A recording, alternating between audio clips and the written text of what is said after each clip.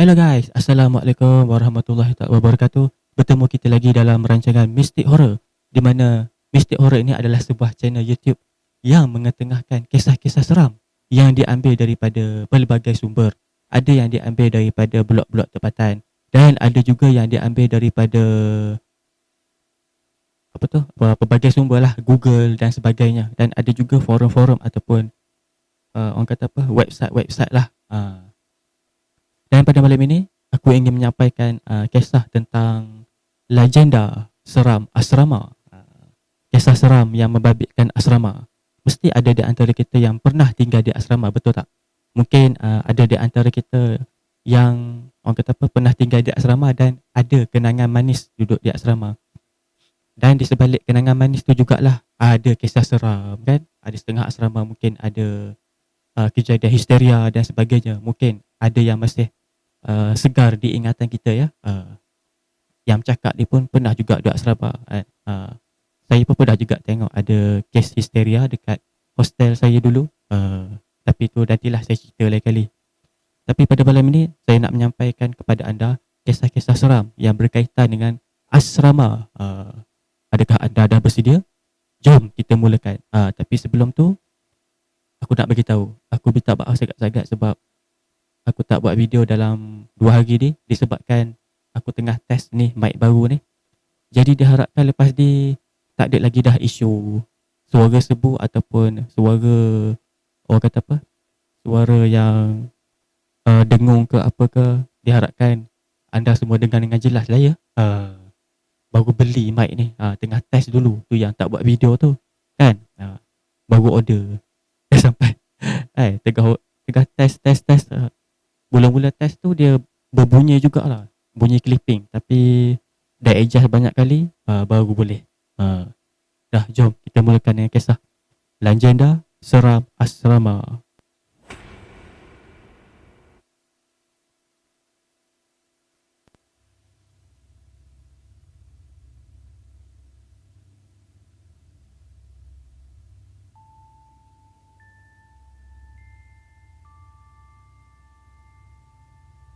Okey, kisah pertama yang selalu berkaitan dengan asrama dia adalah kisah pendek pertama. Dia kisah pendek je malam ni, tapi berkaitan dengan asrama.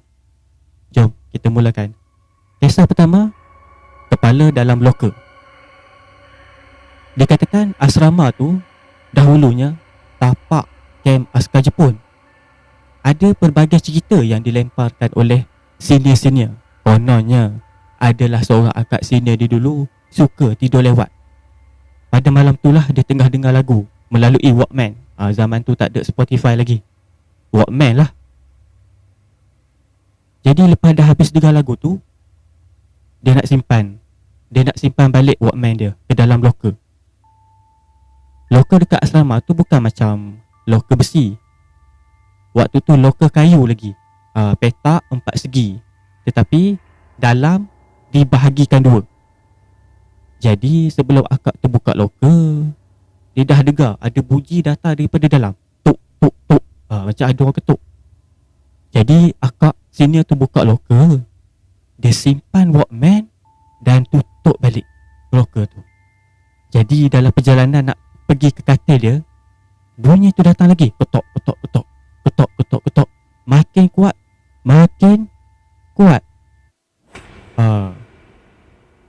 Jadi bila dia patah balik dan dia buka loker tu, dia buka.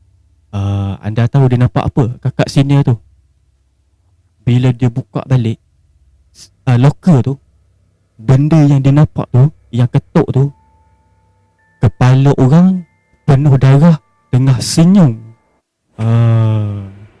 Lepas dia kena senyum dengan kepala tu, terus histeria satu bilik. Jadi selepas kejadian tu bermulalah sesi membawang.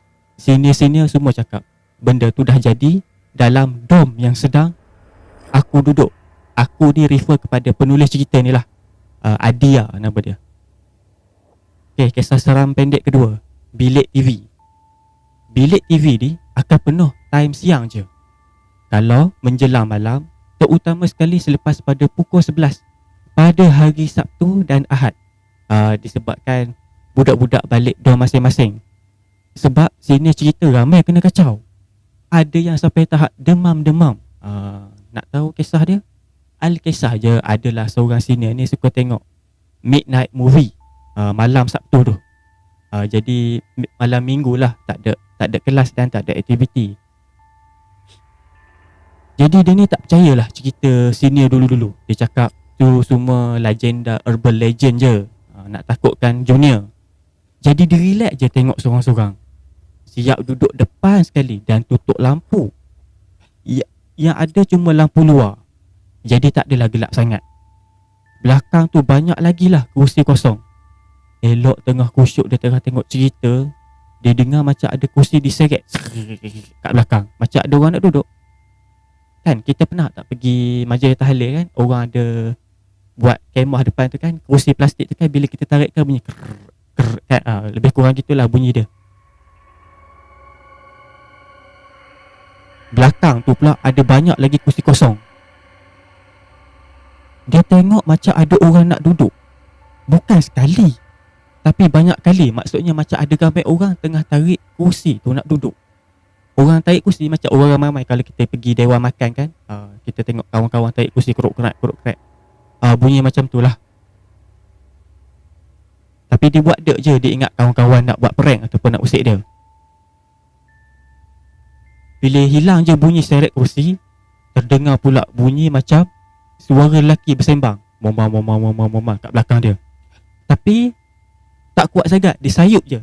Sebab dah bercampur dengan bunyi TV. Jadi dia tak berapa jelas lah nak dengar. Dia agak terkejut. Jadi dia takut nak pusing ke belakang. Dia jadi kaku dekat tempat dia tengok TV. Dia pura-pura fokus. Dia cuba nak fokus, nak dengar apa yang dia orang cakap. Dan bila dia amati, bahasa tersebut adalah bahasa Jepun. Lepas dia dah dengar bunyi bahasa Jepun tu, faham lah ya, makhluk alam sebelah dari negara Jepun. Jadi yang tengah tengok TV dia pun dak cabut lari. Elok dak cabut lari, tiba-tiba TV terpadam. Bila TV terpadam, ada reflection dekat TV. Bila dia tengok betul-betul dekat reflection TV tu, kan TV bila tertutup kan kita nampak sedikit bayangan dekat belakang kan. Bila dia tengok bayangan yang dekat belakang tu, dia tengok ada sekumpulan lelaki berdiri betul-betul belakang dia. Terus pengsan. Pagi esok tu jaga atas katil, Wadah jumpa dia malam tu. Dia tidur, dia tak sedarkan diri. Dan dia dibawa balik ke dorm.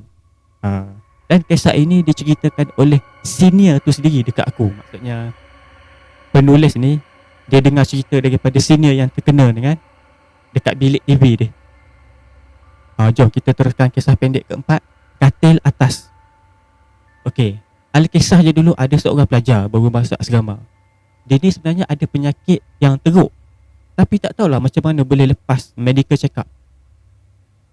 Kalau sakit teruk, setahu aku memang tak dibenarkan duduk asrama. Tapi dengar kata pelajar ni memang berminat sangat-sangat nak masuk sekolah tu. Memang dream school daripada kecil. Dia nak masuk sekolah tu juga. Jadi dia tidurlah katil atas. Ada satu hari tu, dia baring dekat atas katil. Hari Ahad lah kot. Hari Minggu jadi tak ada apa-apalah. Hari rehat. Dari pagi dia baring berselimut satu badan sampailah ke petang. Dan dari petang sampai ke malam. Dan budak-budak lain tak kejut.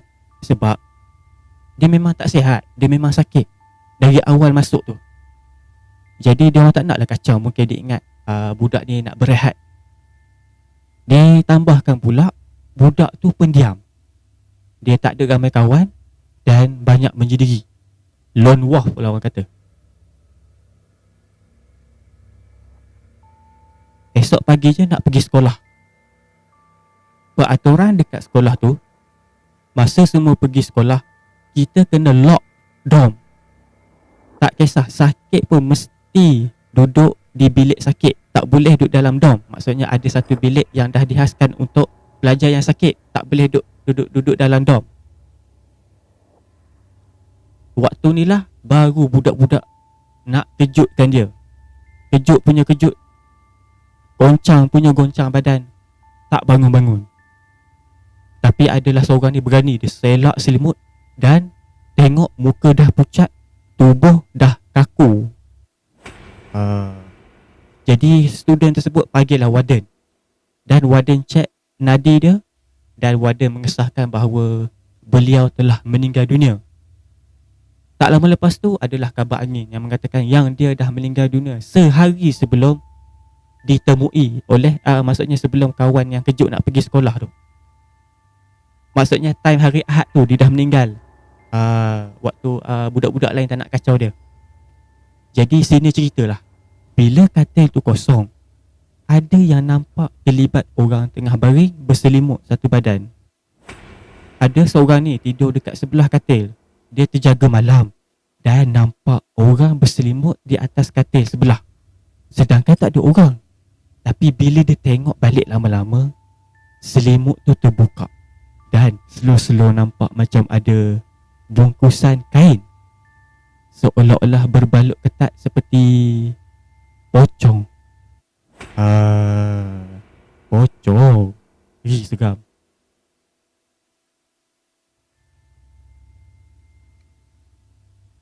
Kisah seram yang keempat.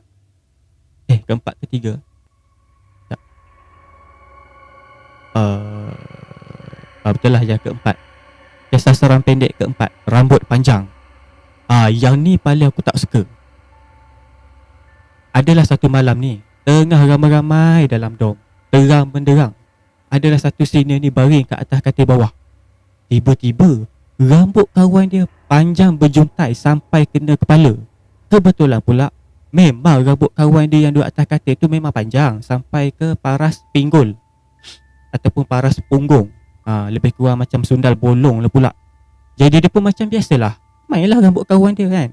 Sebab dia ingat kawan dia tidur kat atas kan, dia mainlah rambut kawan dia. Dia main dia lurut kanan, dia lurut kan. Sambil main tu dia boleh pula hidu. Dia boleh tanya, "Weh, hang pakai shampoo apa weh?" Jadi kawan katil sebelah pelik dan tegur, "Gila mu cakap dengan siapa?" Cakap. Jadi budak yang tengah belai rambut dia tiba-tiba tengah duk syok, tengah duk lurut rambut kawan yang panjang tu kan. Tiba-tiba kawan dari katil belah atas tegur, "Kau ni gila ke apa?" cakap sorang-sorang. Jadi terus tersentak. Dan dia bangun dan tengok atas katil kosong, tak ada orang pun, dan rambut tu pun hilang.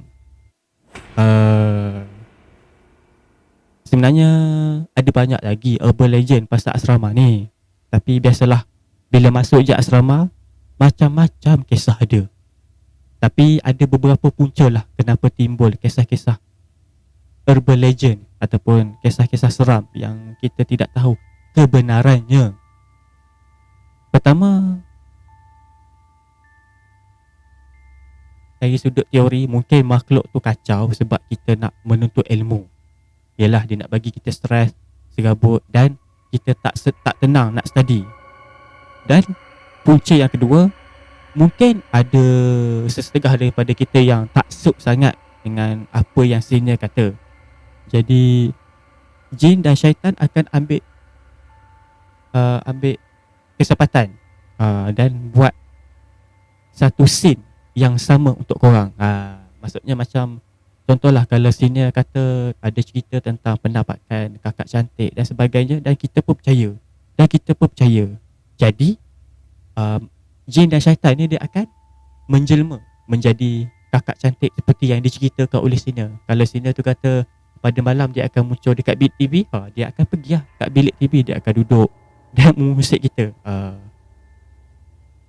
Jadi dekat asrama ni pula ada beberapa jenis orang. Yang pertama, puak yang tipu. Dia tak kena kacau pun, tapi kecoh semua orang, dia kena kacau sebab nak perhatian. Dan yang kedua pula, jenis yang betul-betul alami insiden seram tapi malah nak cerita.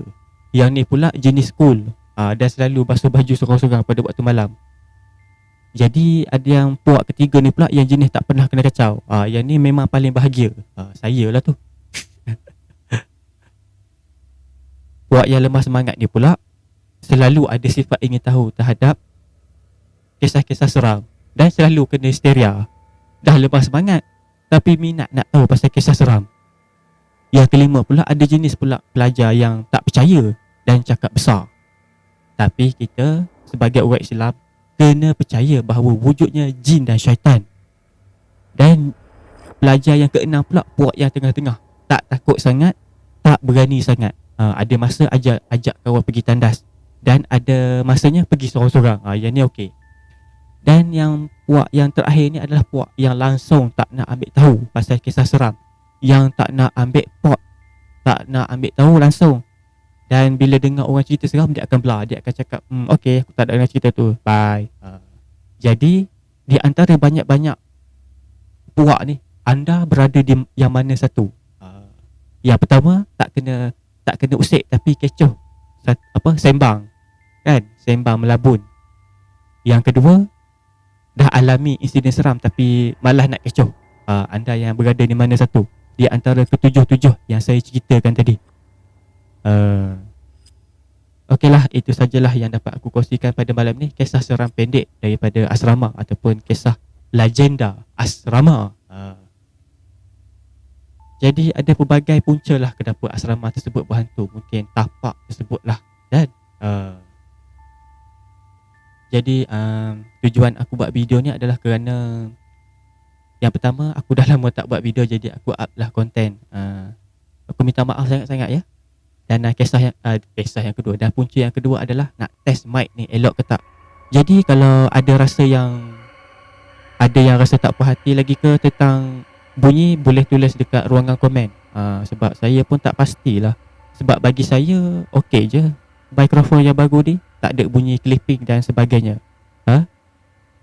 Okay, sebelum kita labuhkan tirai, aku nak ucapkan terima kasih kepada yang sudi support channel ni, yang like channel ni, view dan juga subscribe kepada channel ni. Terima kasih banyak-banyak. Kepada yang masih belum subscribe, silalah subscribe.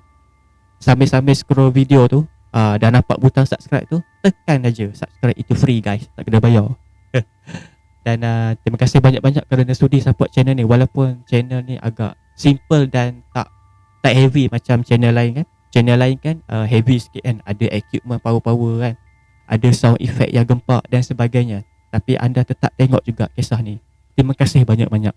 Saya amat-amat menghargai sokongan anda. Terima kasih banyak-banyak. Hanya Allah sahajalah yang dapat membalas jasa anda di atas sokongan anda. Terima kasih.